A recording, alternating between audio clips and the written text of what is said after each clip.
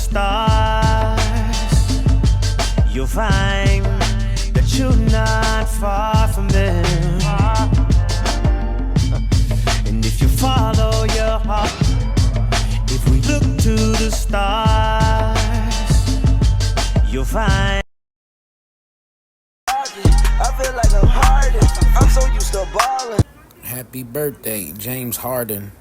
August 26th, Virgo season. He's 36 today, man. Salute to James Harden, man. He's one of the top basketball players in his time right now, man. He's known for that beard that he wears. And I heard that was part of his contract, his beard. He can't cut his beard. James Harden can't cut his beard unless he could get sued, man, or lose his deal with the NBA. So salute to James Harden, man. I don't know how he negotiated that, but salute, man. Like, share, subscribe, follow me, man. Hip Hop Historian, man. Here's another one. I feel like I'm harden. I'm so used. Multiple commercial buildings in Miami, Florida. He's from Philly. You can look him up. We went to high school together. We did a bunch of volunteer work together. He came to a lot of my events back in Philly, and he was dead broke down to his dick. He came to one of my networking events. He met a realtor. He learned from a realtor on how to flip houses. No fucking lie. This nigga is a millionaire, and he is 30 years old. Why? Because he aligned himself around the right people who knows the information to put him in position to have the wealth that he has today. Point blank period. That's not luck. That is not luck. And when did he get into the Miami real estate game? Luck. What year? What year did he get in the Miami real estate game? What year He's did he get in? Now. I'm saying, what year did he start? Did he get in? Multiple properties now. What year did he get in?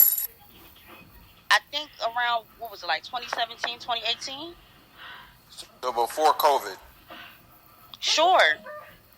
That's not luck. You trying to say Timing that is luck. natural disasters that you cannot control is luck? That's timing. Yes. Okay, that's luck. so you mean to tell me?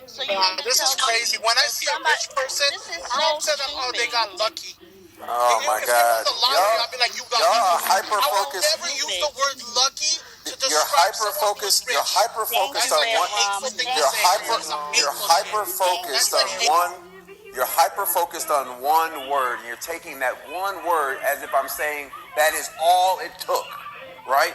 I am being chastised sideways about people reading this all other kind of nonsense when I said that is part of it. And I said a lot of rich people do not include that part, right? Hard work alone, you can be the most disciplined person in the world, the most disciplined spender. If you are disciplined and work hard, if you are disciplined and work hard, and you're folding sheets at the Best Western, you will never become wealthy. Really hard so let me ask the room a question. Which one is more difficult to do? Is it more difficult to become a millionaire, or is it more difficult to have abs? Become a millionaire? No. This is a serious question. Which one is more difficult, to get a six-pack or to become a millionaire? Which one is it? Millionaire is way harder. It's the fucking six-pack. Millionaire is way harder. What the hell? Millionaire is way harder. I don't know what the hell. That's nonsense. It is harder to get a six-pack than it is to become a millionaire. That's to tell you. I'm gonna put the statistics in the chat. That is to tell you that it requires the same amount of discipline, if not more, to actually become a millionaire than it is to get a six-pack. There are more people who are millionaires. There are more people who are millionaires than there are people who have a fucking six-pack. Point blank. You need. Alright, so I'm gonna drop the link. I'm gonna drop the link. Let me drop the link so I can disprove to the non-millionaires in the room what I'm. You know, I agree. As a person with a six-pack, it was very hard for me to get my six-pack. I'm just saying, it's hard. Intellectual. positive. No, Carolyn, I will have you know, I do in fact have a six-pack. It's Dos Equis, but it should count. I think what Finley is saying is very true. Not I think Dos we hear a lot of Equis. stories. I think we hear a lot of Dos stories Equis with the about. chamoy. I think we hear a lot of stories about people being in the right place at the right time, and how that takes you from being, like, let's say the average 100, 200,000 there, which you can get with a really good job and really working hard, to somebody who owns a fucking $5-10 million business, right? Which is where we are thinking or talking about the rich, right? Not somebody who worked really hard like our parents, saved up all their pennies and, paid off the house and got their 401k, and that in total with all those assets, that's $1 million, right? We're not talking about our parents. We're talking about the uber wealthy, the people who are, burning money. And that right there is a very elite, difficult place to be, because it's basically swimming with sharks. You need you need permission to enter into the realm. You need fucking protection to stay in the realm.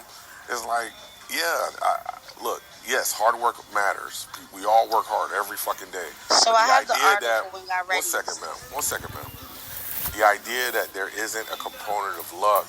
I have the article. One second, ma'am. So I have the article. I don't know what's going on, bro. I don't know what's going on. Please. I don't know what's going on. We're having a legit conversation. Somebody control that. Yeah, the Listen. conversation that I brought up. One second, All I ma'am. said Nobody's was trying I to have stop the you from article when talking, I bro. read it. No one's stopping you from talking. Yeah, so if you're in the entrepreneurial circles, you can talk to people who have businesses, and they can tell you about the fortuitous events that led to their success. Not saying they're lazy, not saying that they didn't have any ingenuity, not saying that they didn't work their butts off, right? But there are components that are going to take you from a good, decent living, $100,000, to take you into the fucking outer atmosphere. I know one guy who runs his construction business from the work that a landlord who buys shopping centers gives him, right? So the larger entity, the shopping center owner, feeds this other company, and he gets to, live that life, and on and on and on. I mean, a lot of people make it. Concrete cannot add. No, BB, I was next. So I found the article, but I just want to read this really quickly. Becoming a millionaire is statistically easier, and I'm not reading ChatGPT. Becoming a millionaire is statistically easier than having a six-pack. At least in the United States, this is because a six-pack is dependent entirely on your personal discipline, while becoming a millionaire can be achieved in multiple ways through investment and inheritance. Millionaires versus six-packs by the numbers. Millionaires, approximately 8% to 9% of American adults have a net worth of at least $1 million. Many have amassed this wealth through a variety of paths, such as savvy investments, climbing the corporate ladder, or owning property. When it comes to six-packs, only 2 to 3% Americans have a visible six-pack. For men over 35, the numbers are even lower, with one estimating that it suggests only 1 in 25,000 people have visible abs. So I'm going to drop the link for you. So again, that goes to show